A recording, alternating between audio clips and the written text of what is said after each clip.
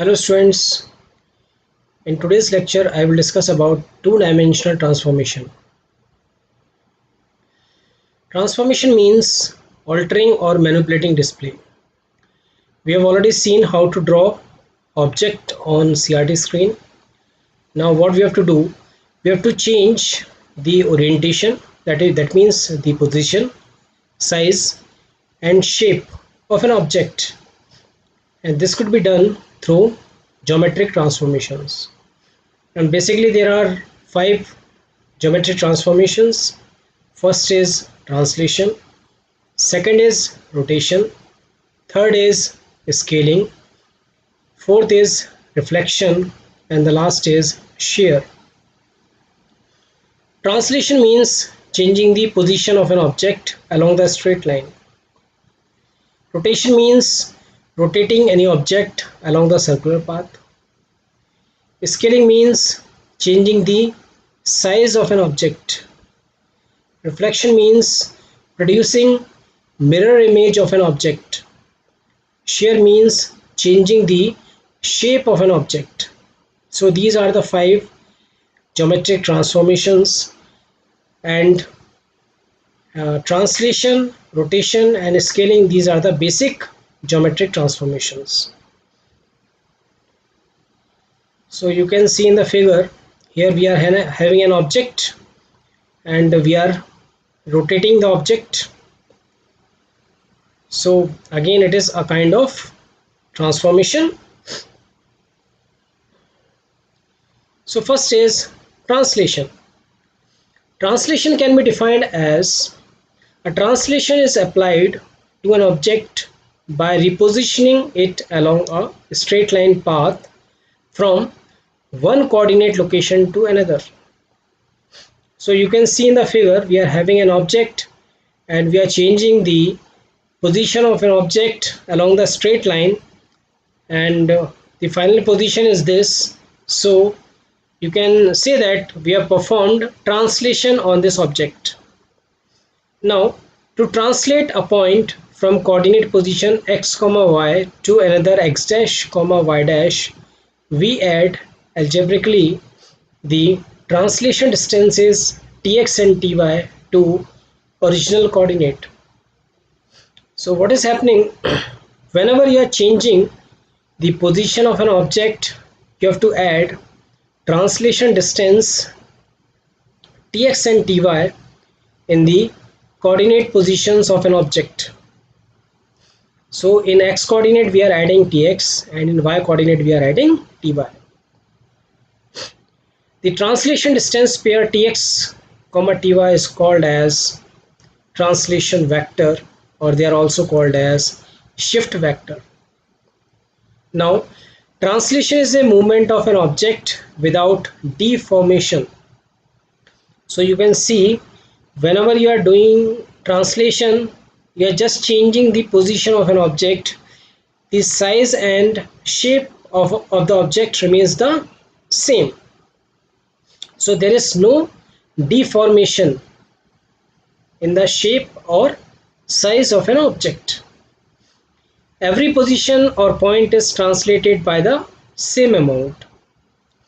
When the straight line is translated, then it will be drawn using endpoints. So if you are doing translation of a line, so what you are doing, you are adding the translation vector in initial point as well as in the final point. For translating polygon, each vertex of the polygon is converted to a new position. For example, we are having a circle and we have to reposition that circle. So what we are doing, we will add the translation vector at the center of the circle. If the center of the circle is xc comma yc, then we are adding the translation distances in xc and yc. By that, what is happening, the circle will move to the new position.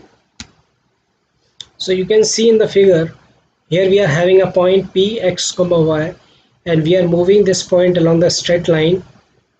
For that we have to need the translation vector, and the new position could be x dash comma y dash.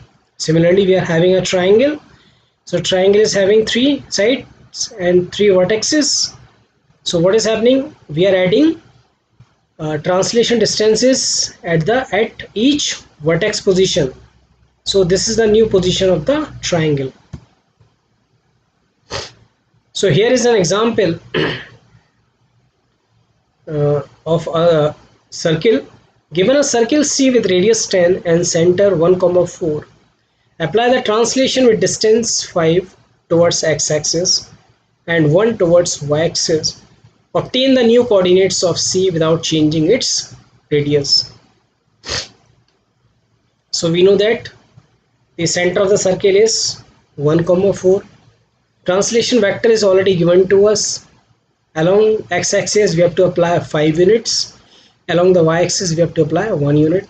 So we can say that the value of tx is 5 and the value of ty is 1. Now what we are doing, we are adding 5 in x value and we are adding 1 in the y value. So these are the new coordinates. So you can see the new center of the circle is 6, 5.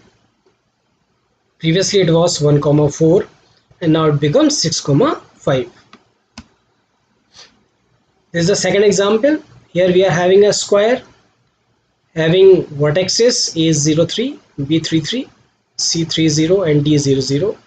Now we need to apply the translation vector 1 along the x-axis and 1 along the y-axis. So what we have to do, we have to add these translation distances in x value and as well as in the y value. After that you can see the position of the square has been changed and this is the new position.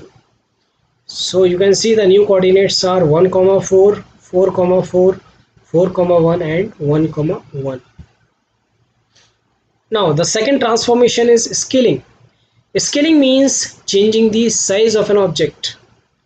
It is used to alter or change the size of an object. The change is done using scaling factors.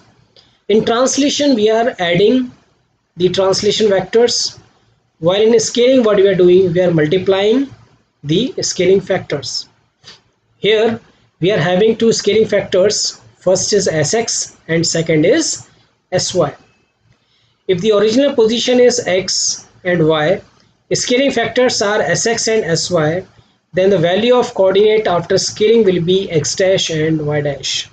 Scalar multiples all coordinates. So what we are doing in scaling, we are multiplying the translation, the scaling factors. So you can see that the value of x dash is equals to sx into x and the value of y dash is equals to sy into y.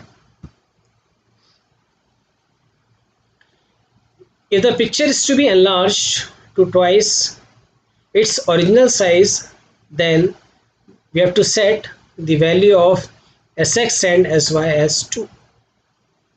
So if you are changing the size to double, then obviously you have to set the value of sx and sy as 2.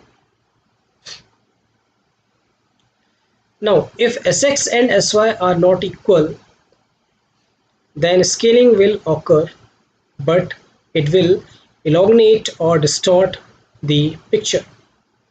If scaling factors are less than 1, then the size of an object will be reduced. If you are keeping the value of sx and sy as less than 1, then definitely this will reduce the size of an object. If you are taking more than 1, then obviously it will increase the size of an object.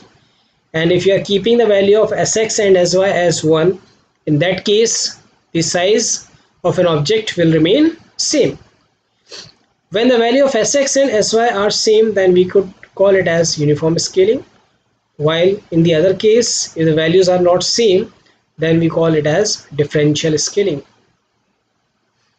If scaling factors with value less than 1 will move the object closer to coordinate of origin. So whenever you are keeping the value less than 1, you are shifting the object towards the origin, while if you are taking the value more than 1, then that means you are moving the object away from the origin.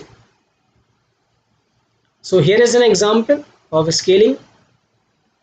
So we are having a square. These are the coordinates. and the scaling factors are 2 towards x-axis and 3 towards y-axis. So what we have to do, we have to multiply 2 in x value and we have to multiply 3 in the y value. So you can see the new coordinates will become 0, 9, 6, 9, 6, 0 and 0, 0. So you can see that the size of an object has been enlarged. So this is all about two-dimensional transformations. In this lecture we discussed about translation and scaling. In the next lecture we will discuss about rotation and reflection. Thank you.